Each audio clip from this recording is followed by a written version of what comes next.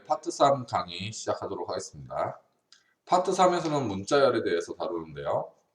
컴퓨터는 숫자가 익숙하지만 사람은 문자가 익숙하죠. 네, 컴퓨터는 어떤 데이터를 처리할 때 모든 것을 내부적으로 문자든 뭐 숫자든 구분 없이 전부 다 내부적으로 이진수의 형태로 처리를 하잖아요. 그래서 모든 걸 숫자로 취급해서 처리를 하는데 사람은 그런 숫자보다는 문자가 익숙하죠. 그렇기 때문에 사람을 위해서 필요한 데이터 형이에요. 하지만 응용 프로그램을 만들 때는 사람이 쓰기 위해서 이제 응용 프로그램을 만들기 때문에 사람한테 어떤 프로그램상에서 정보를 제공해 줄 때는 문자열로 제공해 주는 게 편하겠죠. 그래서 문자열도 숫자만큼이나 프로그램을 짜기 위해서는 잘 다룰 수 있어야 돼요.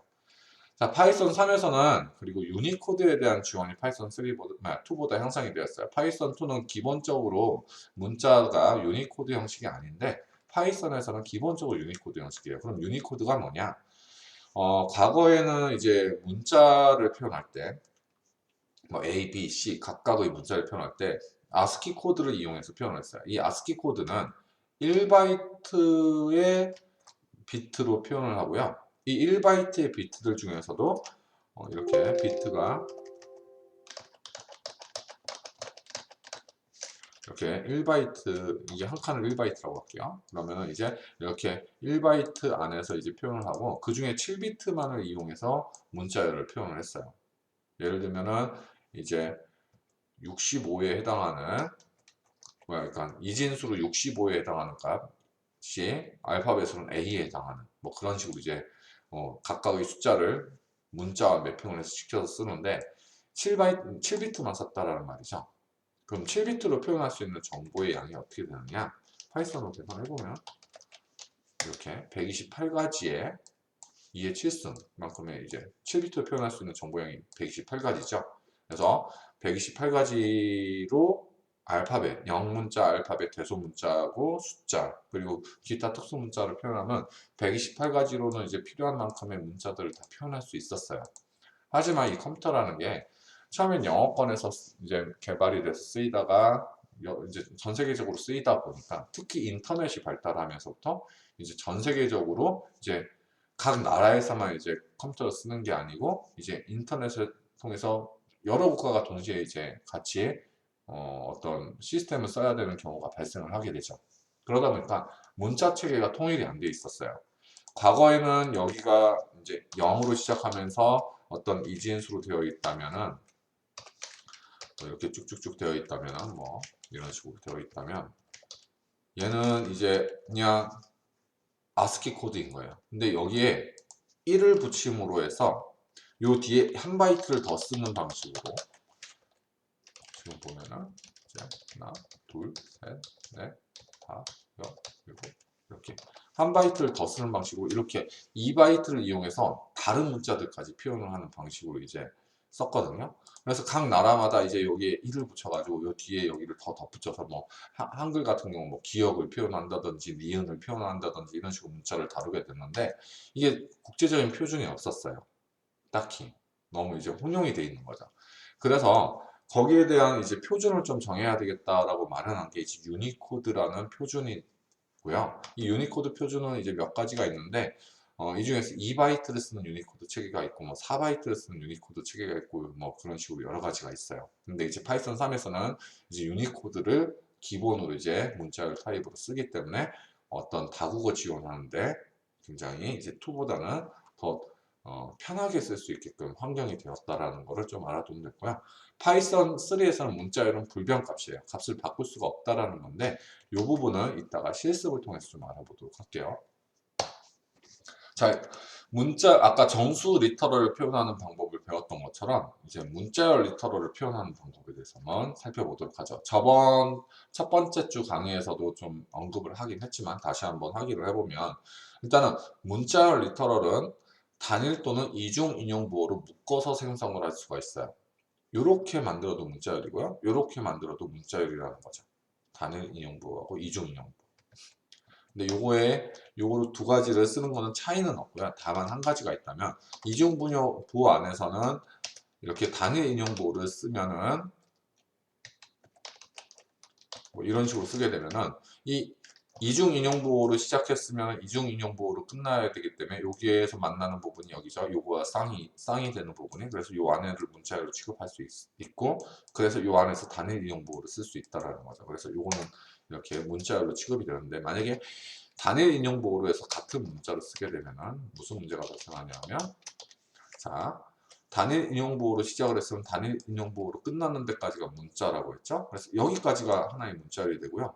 요 뒤에서부터는 이제 문자열이 이제 또 시작하는 게 또 필요한데 없잖아요. 그죠? 얘는 여기서부터 이제 오류가 되게 되죠. 그래서 얘는 뭔가 신텍스 오류가 발생을 하게 돼요.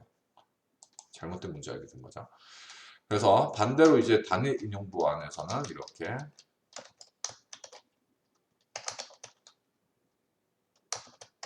하게 되면은 이제 요거 자체를 문자로 쓸 수가 있게 되는 거죠. 왜냐하면 문자열의 시작이 여기이기 때문에 끝은 여기까지다 라고 이제 표시가 되기 때문에.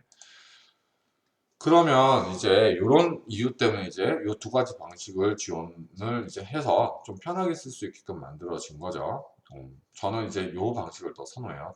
단일 인용보호로 이제 묶는 방식을 선호하고요. 여러분들은 어느 걸 쓰더라도 상관없어요. 다만 이제 좀 한 가지 이제 팁은, 만약에 단일 인용보호로 문자를 표현했으면 단일 인용보호로 쭉 특별한 이유 없으면 쭉 쓰는 게 좋고요. 이중 인용보호로 문자를 본인이 표현을 했다면 이중 인용보호로 쭉 표현을 하는 게 좋아요. 일관성 있게 쭉 써주는 게 좋을 것 같아요. 그리고 파이썬에서는 이렇게 이중 인용보호로 이렇게 문자를 표현한다 하더라도 결국 단일 인용보호로 표현이 돼서 나오잖아요. 기본적으로 이제 단일 인용보호를 기본으로 쓰는 것 같아서 저도 단일 인용보호로 이제 주로 이제 선호해서 쓰는 편입니다. 자, 그 다음 멀티라인 문자열인데, 이게 여러 줄로 된 문자열을 쓰고 싶을 때가 있어요. 예를 들면은 이제 첫 번째 줄이 있고요. 그 다음에 두 번째 줄을 이렇게 연달아 쓰고 싶은데, 자, 여기서 오류가 나는 이유는 시작되는 이중 인용보호가 있으면 이제 거기와 쌍이 되는 이제 닫는 인용보호가 있어야 되는데 없기 때문에 뜬 거거든요. 그럼 여러 줄을 쓰고 싶을 때 어떻게 쓰느냐? 이렇게 세 개를 이용해서, 또는 요거를 세 개를 쓴 다음에 이렇게 해서 세 개로 인용보호를 시작을 하고 세 개로 인용보호를 맞춰주면 이거는 여러 줄의 인용보호가 들어간 문자열이 돼요. 그래서 이런 문자열이 되죠. 근데 이거 세 줄로 썼는데 이건 한 줄로 나오고 있죠. 그 이유는 뭐냐면 중간중간에 이런 문자가 보일 거예요. 역슬래시인데, 역슬래시가 저번에도 말했지만 폰트에 따라서 이렇게 원화 표시가 될 수도 있고, 또는 슬래시의 방향이 이런 슬래시의 방향이 반대 이런 슬래시로 표현되는 표현이 될 수도 있어요. 똑같은 문자예요. 뭐 모양은 다르지만 결국 내부적으로는, 컴퓨터 내부적으로는 똑같은 문자로 취급을 해요. 자, 그래서 역슬래시 다음에 이 n까지가 나오는데, 이거는 조금 이따 나오는 escape sequence라는 거거든요. 그래서 escape sequence로 요게 개행이 됐다라는 걸 표현을 하는 거예요. 그래서 여기도 개행이 되어 있죠. 그래서 세 줄이에요. 실제로 프린트를 해보면 다시 똑같은 문자를 저장을 할게요. 여기다가 이렇게 여러 줄 문자를 저장을 하고 닫고요. S를 찍어보면 이렇게 아까처럼 비슷하게 나오죠. 개행 문자가 중간에 들어간 형태로 한 줄처럼 나와요. 얘를 프린트를 해보면요, 출력을 해보면 이렇게 여러 줄로 출력을 되는 걸 확인할 수 있죠. 자, 그래서 여러 줄 문자는 이렇게 단일 인용보호 3개로 시작을 해서 단일 인용보호 3개로 끝나든지, 아니면 이중 인용보호 3개로 시작해서 이중 인용보호 3개로 끝나든지, 이렇게 두 가지 중에 한 가지 방법으로 쓰면 됩니다. 그래서 여러분들이 역시 이것도 마찬가지로 이 두 가지 방식 중에 한 가지 방식으로 이제 통일해서 쓰면 될 것 같아요. 예. 자, 그 다음 문자열로 형변환하는 방법에 대해서 보도록 하죠. 문자열로 형변환한다는 건 뭐냐면, 이제 어떤 경우에는 특정한 데이터를 문자열로 바꿔야 할 때도 있어요. 네, 그런 경우가 있을 수가 있어요. 그래서 나는 예를 들면 98을 욕을 이렇게 str로 묶어서 이렇게 하면은 이렇게 문자열 98.6으로 이제 변환이 되게 되죠. 자, 아까 그 타입 이름에 문자열은 str이라고 했었어요. 그죠? 그래서 이 아까 타입 이름하고 똑같은 걸로 함수 형태로 호출하게 되면 그거를 그 형으로 이제 바꿀 수가 있죠. 얘도 마찬가지죠. true를 문자열 true로 바꿔주죠. 이렇게 문자열 형변환 하는 거, 아까 이제 정수 형변환이라든지 아니면은 실수형 변환 거기서 이제 해봤기 때문에 이거는 쉽게 이해할 거라고 생각을 합니다. 그 다음 escape sequence라는 것이 있는데요. 이거는 뭐냐면 파이썬 문자 안에 일부 문자의 의미를 다르게 해석해서 특별한 문자를 출력할 수 있게 하는 방법인데요. 아까 했던 개행 문자가 대표적인 예예요. 개행 문자는 이렇게 아까처럼 멀티라인 문자열로 표현을 할 때는 이렇게 엔터를 치면서 표현을 할 수 있지만 단일 인용 한 줄짜리 문자열에서는 이렇게 표현할 수가 없잖아요. 첫 번째 라인 다음에 한 줄을 바꾸고 하고 싶은데 이렇게 에러가 나잖아요. 그죠? 그래서 얘를 한 줄 문자열에서 표현을 하고 싶을 때는 이렇게 한 다음에 개행을 한다 라는 표현으로 이렇게 escape 시퀀스를 쓸 수가 있죠. 그래서 이렇게 해보면은 이제 프린트 s 해보면 이렇게 개행이 돼서 출력이 되잖아요. 그죠? 이렇게 타이핑하기 굉장히 곤란한 문자열이 있다는 거죠. 이렇게. 또는 내가 이제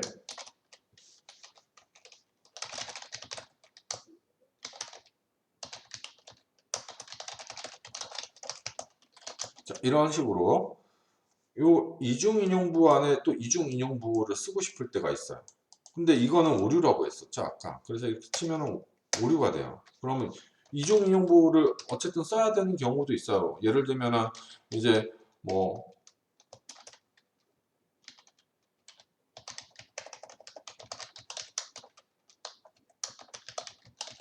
이렇게 쓰고 싶어요. 예를 들면. 근데 요렇게 되면은 단일 인용부는 쓸 수 있는데 이중 인용부를 못 쓰잖아요. 그럴 때 여기다 역슬래시를 붙여주면 돼요. 이럴 때. 요런 경우에는. 자, 그러면 얘는 이제 이런 식으로 잘 출력이 되죠. 반대의 경우도 마찬가지예요. 이번에는 단일 인용부로 이렇게 묶어서 이제 표현을 하고 싶은데 얘는 상관없죠. 이렇게. 요거는 상관없어요. 근데 얘가 문제가 되죠. 이 부분이 문제가 돼요. 이거 두 개 다 쓰고 싶은 거죠, 나는. 근데 그러면 여기에 역시 역슬래시를 쓰고 여기다 역슬래시를 쓰면은 이제 escape 시퀀스를 이용해서 단일 인용부 안에서도 단일 인용부를 쓸 수가 있게 되는 거죠. 이렇게 안녕 하고 안녕 잘 출력이 되죠. 자, 이런 경우 또 쓸 수가 있어요. 자, 그럼 나는 역슬래시 자체를 출력하고 싶을 때도 있어요. S는 이제 역슬래시 자체를 출력하고 싶을 때도 있는데 이거는 또 오류예요. 자, 이거는 뭘 뜻하는 거냐면 이 역슬래시는 escape 시퀀스의 시작을 의미하는 거기 때문에 특별한 기호를 쓰고 있는 거예요. 문자열 안에서는. 그래서 나는 역슬래시 자체를 출력하고 싶다면 역슬래시를 두 번 이렇게 해서 출력해주면 이거는 역슬래시 자체 하나를 의미하는 거죠. 얘는 이제 escape 시퀀스의 시작을 의미하고 이 뒤에 나오는 문자 때문에 이제 그 escape 시퀀스가 해당하는 문자열의 종류를 이 뒤에 나오는 문자로 이제 결정을 하게 되는 거죠. 그래서 이거는 파이썬 공식 문서에 있는 여러 가지 escape 시퀀스를 뜻해요.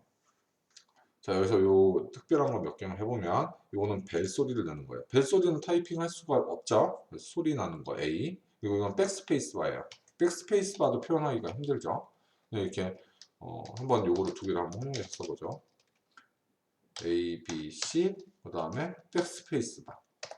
이거 지우고 싶은 거죠. 백스페이스 바.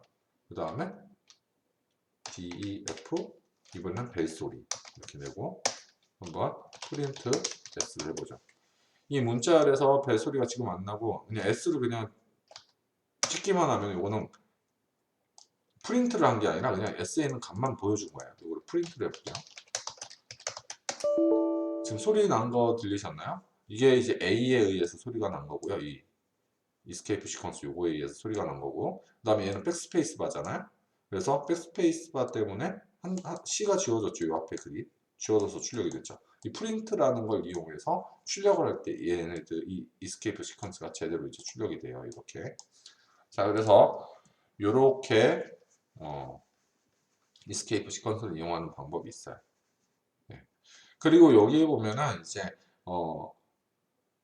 여기 다음에 이제 여기에 8진수 캐릭터를 넣을 수도 있고요. 여기 X 한 다음에 이게 16진수 캐릭터, 그러니까 숫자를 넣을 수도 있는데 그러면 특정한 해당하는 코드 값이 이제 출력이 돼요. 거기에 해당하는 코드 값이. 그리고 예를 들어 한번 아무거나 한번 넣어보죠. escape 시퀀스 X 다음에 예를 들면 FF를 출력을 해보면 이런 문자가 해당하는 코드, FF에 해당하는 코드가 이제 이런 문자가 되게 돼요. 요건 이런 문자죠. 뭐 라틴어 같은 거죠. 자, 그 다음 뭐 이름을 넣을 수도 있고 유니코드에 이름을 넣을 수도 있고 U로 시작하면 이제 유니코드 16비트 X 밸류를 넣어서 그 해당하는 유니코드를 넣을 수 있는데 요 값은 여러분들이 검색을 해서 찾아볼 수밖에 없죠. 이거를 뭐 이 코드 값을 외워서 쓰는 사람들은 없을 거예요. 그래서 우리가 유니코드 문자표 이런 거를 검색을 해보면은 이제 많이 나와요. 유니코드는. 그래서 여러 가지 문자표들이 있는데 요거보다 좀 정확한 게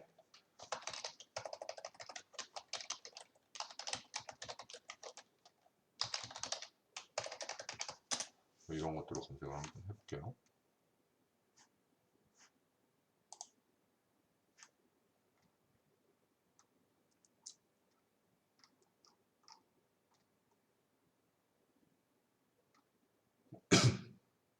네, 이런 식으로 쓸 수가 있어요. 그러면 여기에 해당하는 이 유니코드, 이 번호에 해당하는 유니코드가 출력이 되게 돼요. 네, 요거 하나만 해보죠. 자, 이렇게 하게 되면은 이제 얘는 요 문자에 해당이 되는 거죠. 요 유니코드에 해당하는 문자가 이건 거예요. 그죠? 이런 문자들도 이제 찾아서 할 수가 있어요. 한번 검색을 해서 여러 가지 유니코드 코드를 한번 여기다 넣어서 출력을 해보면 될 것 같고 여기서 주의할 거는 16비트 즉 이렇게 4개의 숫자로 형태로 되어 있는 건 소문자유를 사용한다는 거고요. 이렇게 32비트 체계의 이제 유니코드 쓸 때는 이제 대문자유를 이제 쓴다고 되어 있어요. 그거만 주의해서 쓰면 돼요. 자, 그 다음에 이제 이스케이프 시퀀스를 한번 살펴봤고 그 다음에 이제 문자를 한번 여러 가지 다루는 방법들에 대해서 이제 살펴볼 건데 이제 문자열에서 더하기 연산은 두 개의 문자열을 합해주는 역할을 해요. 그래서 요 예제를 보면 이름이라는 변수에다 길동이라는 이런 값을 넣었어요. 그 다음에 하이, 콤마 여기까지가 문자열이죠. 이만큼이 문자열이에요. 그죠? 이만큼 한 덩어리가 문자열이고요. 그 다음에 요거는 이제 변수의 길동이랑 문자열이 재상이 돼 있죠. 그리고 이렇게 한 덩어리가 문자열이에요. 그래서 요게 더하기 하면 서로 연결이 돼 가지고 하나의 문자열로 만들어지게 돼요. 이렇게 출력이 되죠. 자, 그래서 이거는 아마 저번 시간에 우리가 과제로도 이걸 냈어요. 이런 비슷한 문제를. 그래서 더하기는 한번 해봤기 때문에 그렇게 어렵게 생각은 안 될 것 같고요. 문자열 복제에 대해서 한번 얘기를 해보죠. 이 문자열 복제는 뭐냐면은 문자열에다가 숫자를 곱하면요. 이 앞에 있는 문자열이 이 숫자만큼 반복이 돼서 복제가 돼요. 예를 들어 요 밑에 있는 거를 보죠. 하이라는 문자열을 곱하기 4를 했어요.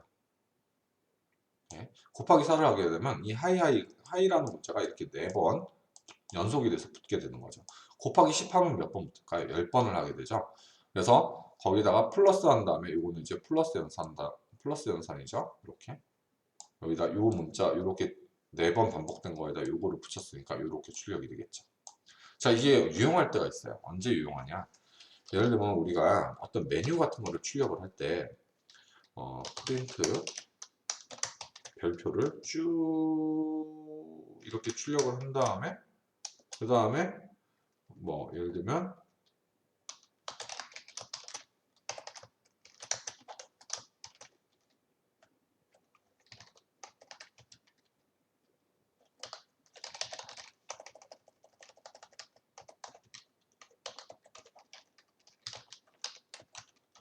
뭐 이렇게 출력하고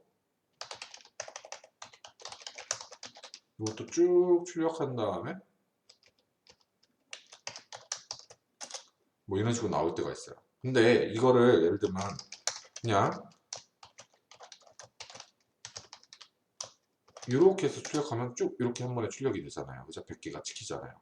이거를 이렇게 하니까 조금 와닿지가 않은데 제가 파일을 하나 만들어 실행을 한번 해볼게요. 파일을 만들 때는 이걸 이용하면 좋다고 했죠. 파이썬에서 아이들을 실행을 하고요. 이걸로 실행을 해보죠. 파일 뉴 해서 이런 식으로 만들 때가 좋다라는 거죠. 프린트 별표 곱하기 50개를 찍고요. 얘를 50개를 찍는다라는 거죠. 그리고 프린트 별표 말고 이렇게 해볼까요? 그 다음에 1번 메뉴 1 이렇게 출력하고요. 프린트 2번 메뉴 2 이렇게 출력하고 프린트는 여기 50 이렇게 한 다음에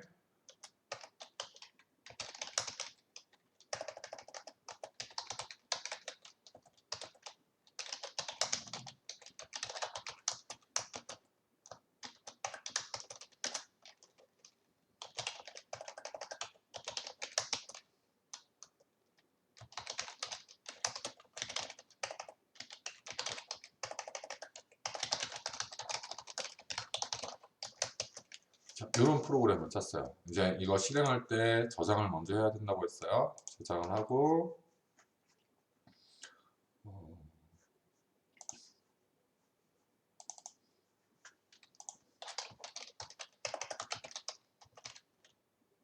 자, 이렇게 실행을 하고요. 실행을 해볼게요. 실행을 하면 이렇게 쭉 50개가 출력이 된 거예요. 그런 다음에 이렇게 메뉴를 한 다음에 선택한 다음에 1 선택하면 1을 선택했습니다. 이런 식으로 출력이 되게끔 프로그램을 짜는 거죠. 자, 그래서 이렇게 뭐 줄을 긋는다든지 할 때도 유용하게 쓸 수 있어요. 이런 것들은. 그래서 이렇게 연속된 거 이런 식으로 할 수 있다라는 거.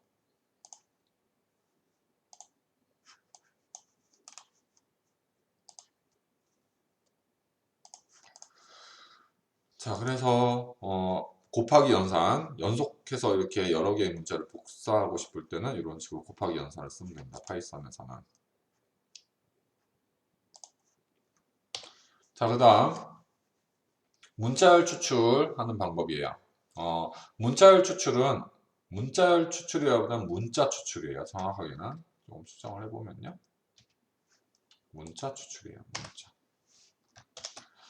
자, 요 대괄호인데, 이 대괄호 연산자를 이용해서 하는데, 어떤 문자열 뒤에다가 오프셋을 넣어주는 형태로 이제 특정 위치의 문자를 읽을 수가 있는데요. 예를 들면 S라는 문자가 이렇게 되어 있다고, 이렇게 문자열이 A, B, C, D 해가지고 알파벳을 쭉 쓴 거예요.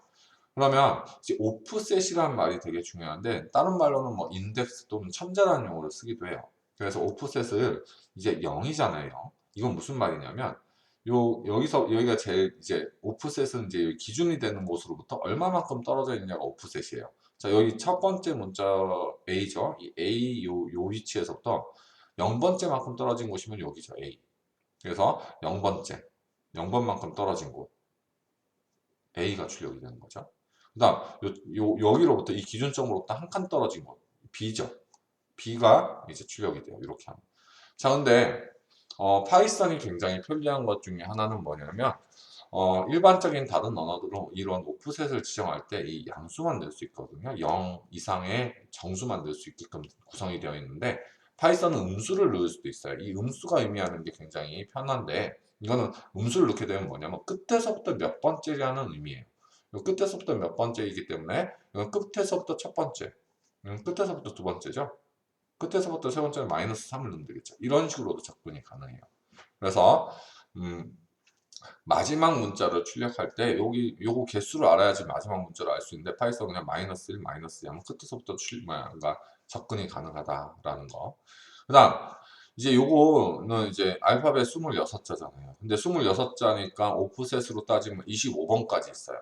근데 만약에 100번째 거를 이제 오프셋으로부터 100번째 떨어진 곳을 출력하고 이제 추출하고 싶을 때 100을 넣으면은 이 범위를 넘어섰죠.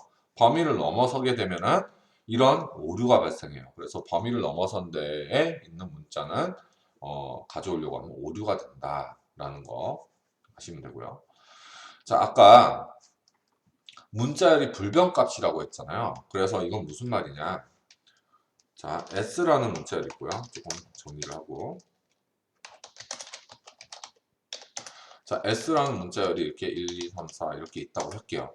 그러면 S의 1번 오프셋에 첫 번째 오프셋에 있는 거는 2죠. 그러니까 한 칸 떨어진 거 여기죠. 2죠. 2인데 이 문자열 리터럴 자체가 불변값이에요. 그러니까 1, 2, 3, 4로 한번 고정이 되어 있으면 이 값은 더 이상 바꿀 수가 없는 값이거든요. 그래서 예를 들어 S에 있는 이제 2번에 있는 값을 2번이라는 값을 5로 바꾸고 싶은 거예요. 나는 이렇게 바꾸면은 얘는 바꿀 수가 없어요. 네. 뭐라고 나오냐면 이 스트링 오브젝트는 서포트하지 않는 데죠. 지원하지 않는 데죠. 이 어사이먼트 할당하는 것을 어떤 특정한 아이템을 할당하는 것을 지원하지 않는 데, 즉 값을 바꿀 수 없다라는 거예요. 불변값이에요. 그래서 이런 거는 이제 바꿀 수가 없어요. 그럼 바꾸고 싶을 때 어떻게 해야 되느냐라는 거는 차후 이제 슬라이스를 다루면서 한 번 더 설명을 드릴게요. 바꾸고 싶을 때 어떻게 바꾸는지는. 자, 문자열 다루기 슬라이스. 파이썬의 굉장히 강력한 기능 중에 하나가 이 슬라이스 기능인데요. 사실 나중에 배울 리스트라든지 이런 거에서도 이 슬라이스 기능이 다 이제 적용이 돼요. 이 슬라이스는 문자열이 여러 개, 그러니까 이런 문자가 여러 개 있는, 이제 여러 개가 나열되어 있는 형태잖아요. 이런 형태를 시퀀스 타입이라고 하는데, 이런 시퀀스 타입으로 또 대표적인 게 리스트라는 게 있어요.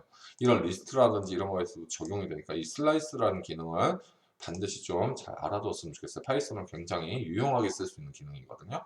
자, 그럼 슬라이스를 사용하면은 문자열의 일부, 즉 서브 문자열을 추출을 할 수가 있어요. 자, 슬라이스 쓰는 방법이 어떻게 되냐면 이 콜론으로 구분해서 세 가지로 이렇게 값을 넣어서 이제 쓰게 되는데 얘는 시작 시점을 뜻하는 거고요. 첫 번째 콜론 제일 첫 번째, 그 다음에 가운데 이거는 맨 마지막 시점을 뜻해요. 그리고 스텝은 몇 칸씩 건너뛸 거냐라는 걸 뜻하는데 하나씩 보면서 이해를 하도록 하죠. 요 끝에 있는 스텝은 생략 가능해요. 그리고 슬라이스를 할 때는. 자, 그래서 요거는 콜론을 하는데 스타트하고 엔드 부분이 있는데 그냥 쓰질 않았어요. 아예.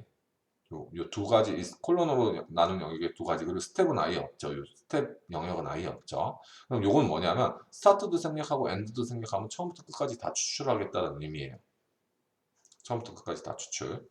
그 다음 스타트만 기입하고 엔드 부분을 이때 엔드를 생략했어요. 값을. 그러면 이 시작점부터 끝까지 추출한다는 의미예요. 자, 무슨 말인지 이해가 안 될 수 있는데 이건 실습에서 한번 체크를 해볼게요. 그 다음 스타트는 빼버리고 엔드만 넣으면 이건 처음부터 여기까지. 근데 이 엔드는 이 오프셋을 말하는 거고요. 그 오프셋 바로 직전까지를 추출한다는 뜻이에요. 마이너스 1이 붙어 있다는 걸 의미를 잘 알아두세요. 그 다음 두 개 다 값을 넣어주면 이거는 여기서부터 여기까지 추출하겠다라는 거예요. 엔드 전까지. 그리고 스텝까지 넣어주면 여기서부터 여기까지 추출을 하되 여기서부터 시작을 해서 이 스텝만큼씩 건너뛰어가면서 추출하겠다라는 거예요. 자, 한번 예를 들면서 명확하게 이해를 해보죠. 좀 이해하기 쉽게 그 오프셋에 해당하는 문자들로 이렇게 한번 구성을 해서 한번 해볼게요. 0번 오프셋, 1번 오프셋, 2번 오프셋, 3번 오프셋 이렇게 오프셋에 맞춰서 문자를 만들었어요. 자, 그런 다음에 S에 요렇게 하게 되면요. 이건 처음부터 끝까지 전부 다를 의미한다고 했죠? 그래서 이렇게 돼요. S의 처음부터 끝까지 다의 문자를 추출한 거죠. 자, 그럼 S에 4부터 추출하게 되면요. 4부터 이건 끝까지의 의미라고 했어요. 그러면 자, 4번에서부터 시작해서 전부 다. 그러니까 이렇게 문자열이 추출이 됐어요. 그 다음 S에 이번에는 1에서부터 7 이렇게 하면 어떻게 되는지 보죠. 그러면 1번 오프셋 여기서부터 시작을 해서요. 7 전까지라고 했어요. 그러니까 7이면 여기잖아요. 그죠? 그래서 요만큼을 추출하게 되는 거죠. 그래서 이렇게 추출이 되게 되죠. 그 다음 요번에는 S에 1부터 8까지 중에 2 이렇게 하면 스텝이 2잖아요. 이번에는 1부터 8까지는 어디까지죠? 1부터 8 전까지죠. 요 엔드는 전까지라고 했어요. 여기서부터 두 칸씩 돼요. 그럼 1 여기서부터 시작해서 1에서부터 바로 이어지는 게 아니라 한 칸 건너뛰면 두 칸이니까 하나 둘 3이죠. 그 다음 여기서 또 하나 둘 건너뛰면 5죠. 여기서 또 하나 둘 건너뛰면 7이죠. 그래서 1, 3, 5, 7이라는 문자열이 추출이 되게 되죠. 이렇게 이해되셨나요? 좀 몇 가지만 더 해볼게요. 안 나와 있지만 처음부터 끝까지 두 칸씩 추출하면 어떻게 될까요? 그럼?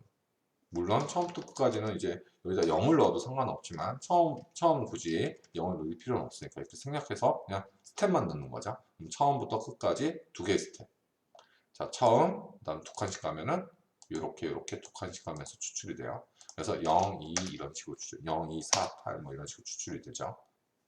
네.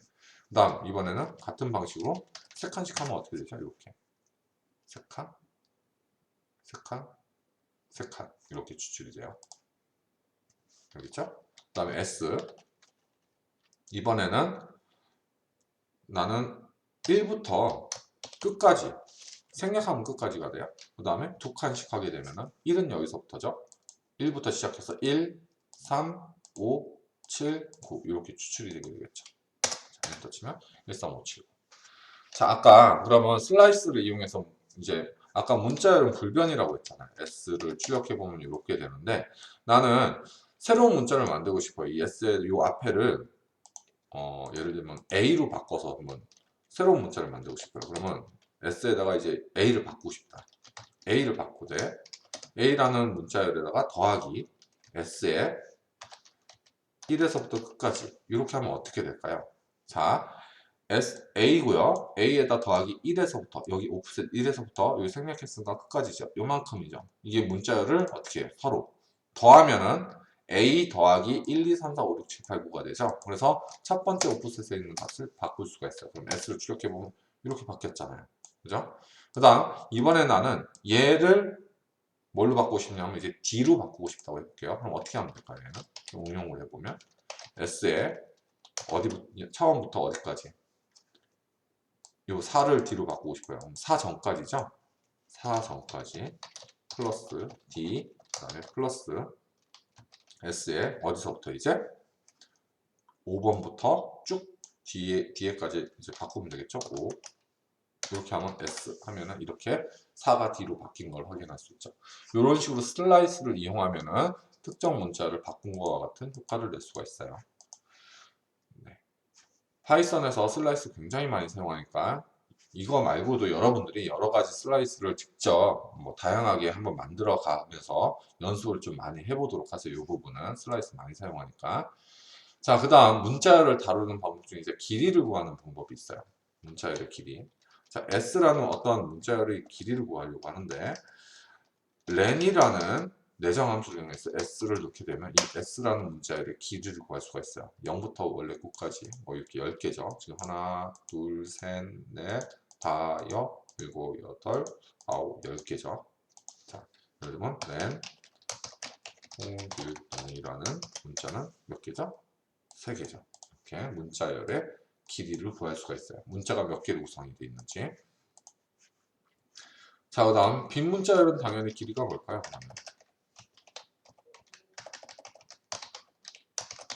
빈 문자열이죠. 이거 길이가 0이 되겠죠. 이런 식으로 이제 문자열의 길이를 구할 수가 있어요. 자, 그 다음 파이썬은 이제 문자열을 처리하기 위한 여러 가지 메소드들을 가지고 있는데 이제 메소드라는 용어가 조금 어렵게 느껴질 수도 있어요. 이 메소드라는 말이 뭐냐? 어떤 객체가 가지고 있는 함수를 메소드라고 해요.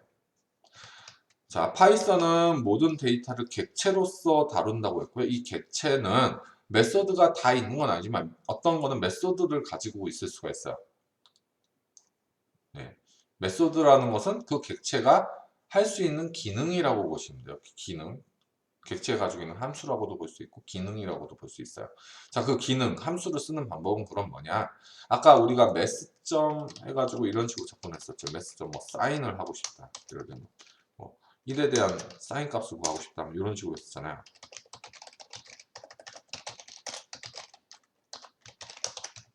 이렇게 해서 사인 값을 1에 대한 사인 값 구했어. 1 라디안에 대한 사인 값이에요, 이게. 그죠? 이렇게 사인 값을 구할 수가 있었는데 그런 것처럼 이렇게 점이라는 게 어떤 특정한 모듈, 객체, 뭐 이런 것들에 대해서 그 안에 있는 속성에 접근하는 방법이에요. mass.py 이거는 뭐냐? 파이라는 mass 안에 있는 파이라는 상수 안에 들어있는 값을 출력을 한 거죠. 이거는 mass라는 모듈 안에 있는 sign이라는 메소드를 호출한 거예요. 메소드라기보다는 함수죠. 정확하게는. 메소드하고 함수는 조금 설명을 좀 더 드려야 되는데 이게 클래스에 대한 개념도 알아야 되고 해가지고 정확하게 설명을 하려면 그 부분에서 좀 설명을 하고요. 일단은 그 안에 있는 어떤 함수를 호출한다고 다 통일을 할게요. 여기서는. 어쨌든 그럼 이 메소드 문자열은 이런 것처럼 메소드들을 몇 개 가지고 있어요. 문자열을 처리하기 위한 굉장히 편한 메소드들을 가지고 있는데 이 메소드들 중에 여기서는 두 가지 정도를 소개를 시켜주고요. 나머지는 여기 문서를 좀 참고를 하도록 하세요. 자, 우선 S는 python is라고 일단 입력이 되어 있다고 해볼게요. 자, 그럼 이 S는 문자열이죠. S에는 요게 저장되어 있어요. 자, 이 문자열이 가지고 있는 메서드 중에 스플릿이라는 메서드가 있어요. 스플릿. 자, 스플릿이라는 메서드는 뭐냐면은 이 공백 문자로 얘네들 다 쪼개버리는 거예요.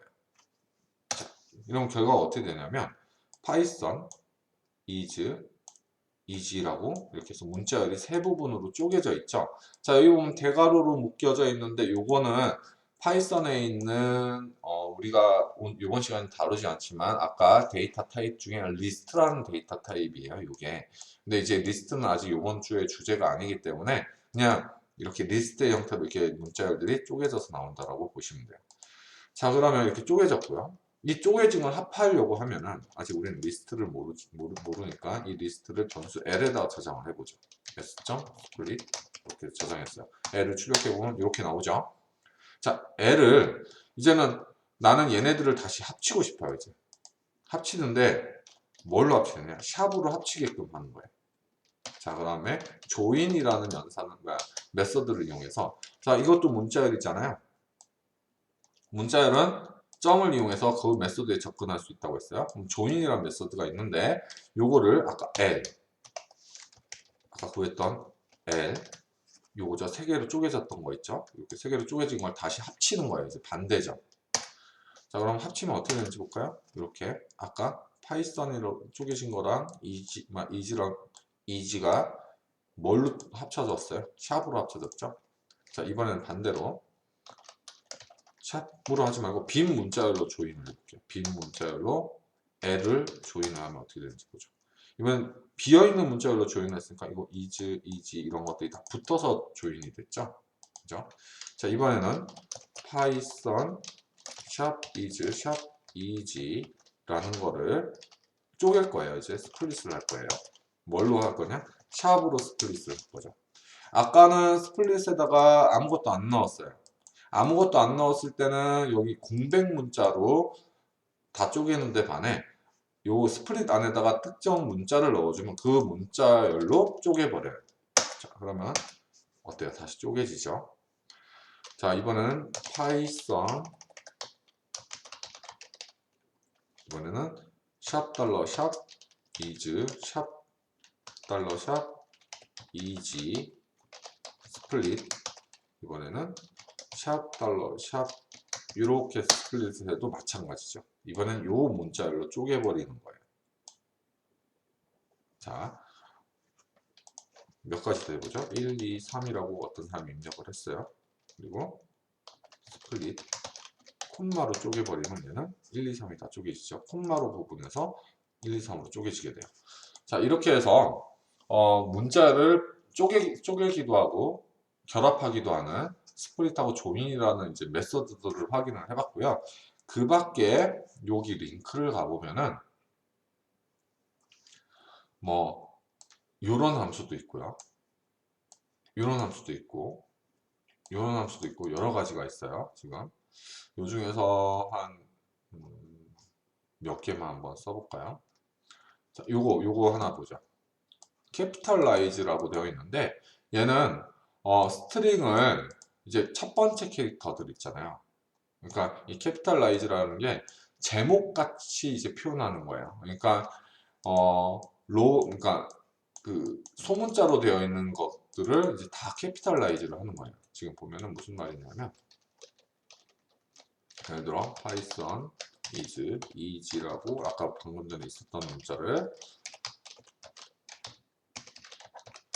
이렇게 해버리면 어떻게 되냐. 자, 보면 첫 번째 글자가 이제 대문자로 표현이 되죠. 그래서 이런 식으로 이제 하는 게 캐피탈라이즈고요. 그 다음에 또 뭐가 있을까? 센터 같은 거 한번 볼까요? 여기 보면 센터를 보면은 얘는 문자열을 가운데 정렬을 해주는 거예요. 이제 프린트를 해서 한번 해볼게요.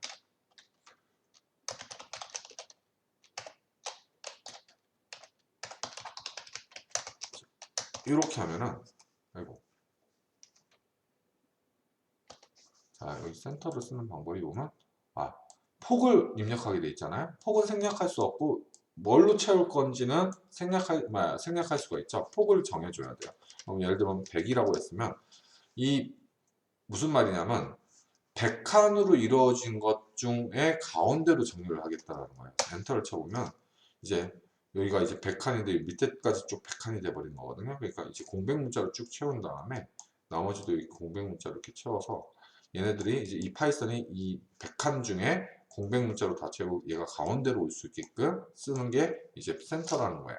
100이 너무 크니까 이제 줄임 문제쓰니까 50칸 정도만 해볼게요. 그 다음에 이제 이번에 빼기를 한번 넣어볼게요. 여기다. 그럼 어떻게 되는지 보죠.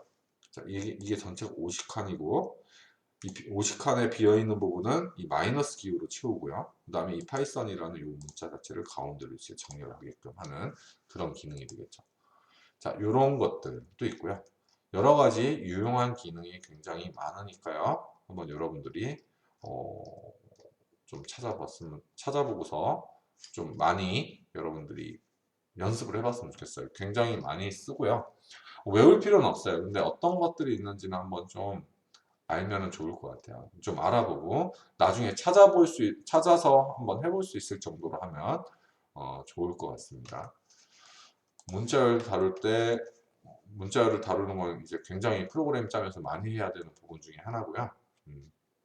그러다 보면 이런 기능들을 많이 쓰게 되어 있어요. 여기 문자열에 있는 메소드를 많이 쓰게 되어 있어요. 자, 그래서 이제 문제를 한번 풀어보도록 하죠. 매스 모듈에 있는 매스.파이의 값을 문자열로 변환해서 파이 변수에 한번 저장을 해보죠. 그리고 이 파이 변수에 저장된 문자열이잖아요. 그죠? 파이 값을 문자열로 변환했으니까 지금 문자열이 되겠죠? 이걸 정수 부분하고 소수점 부분은 나누라는 거죠. 자, 정수 부분하고 소수점하고 나누는 방법은 되게 쉽죠. 마침표, 그 소수점, 그걸 이용해서 나누면 될 것 같아요. 그 다음에 문자 1, 2, 3, 4, 5, 6, 7, 8, 9에서 짝수로만 이루어진 문자만 추출해서 출력하라. 오타가 있어서 잠깐. 네, 어떻게 할까요? 슬라이스 기능을 이용해서 추출하면 될 것 같아요. 사용자로부터 메시지를 입력받고 그 메시지 길이와 메시지를 단어로 분리해서 출력을 하는데 이 단어 분리를 할 때는 공백으로 분리를 해서 단어로 이제 취급을 할게요. 예를 들면 뭐 이런 문자열이 있을 때, 자 이런 문자열이 있을 때요.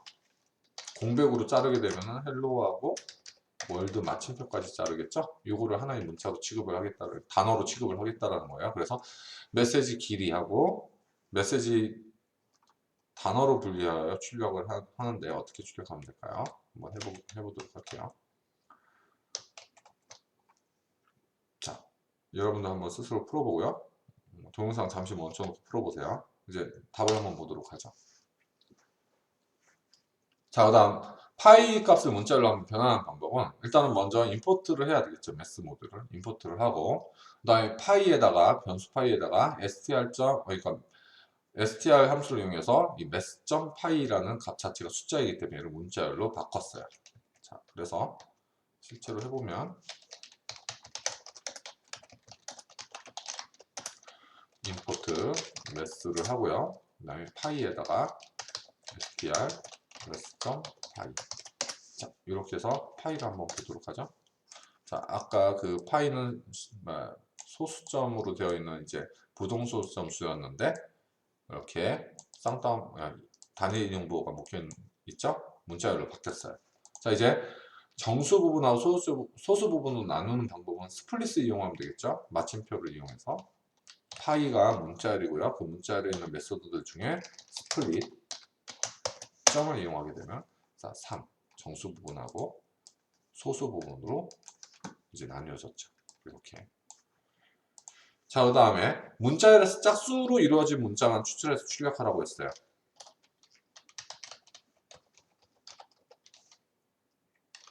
이렇게 있는데 얘를 추출을 할 때 보면은 짝수는 어디서부터 시작해요? 오프셋이 이게 0번 오프셋이고 얘가 1번 오프셋이죠.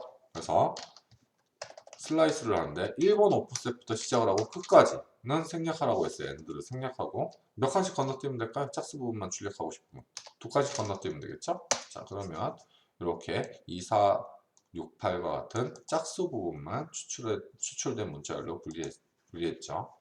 그 다음에 사용자로부터 메시지를 입력을 받아요. 메시지를 입력받는 방법은 이제 변수를 인풋한 다음에 입력을 받게끔 하고요. 메시지 입력을 받으면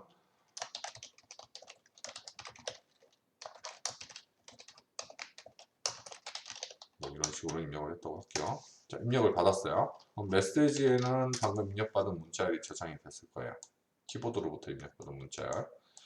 자, 그러면 이제 길이를 이제 출력하라고 했잖아요. 프린트 len 이제 메시지에 변수에 저장된 길이를 출력하면 이게 27글자로 되어 있죠. 하나, 둘, 셋, 넷, 다, 여, 일곱, 여덟, 아홉, 열, 열하나, 열둘, 열세, 열네, 열다, 열여, 열일곱, 열여덟, 열아홉, 스물, 스물하나, 스물둘, 스물셋, 스물넷, 스물다섯, 스물여섯, 스물일곱 맞죠? 67개. 그 다음 프린트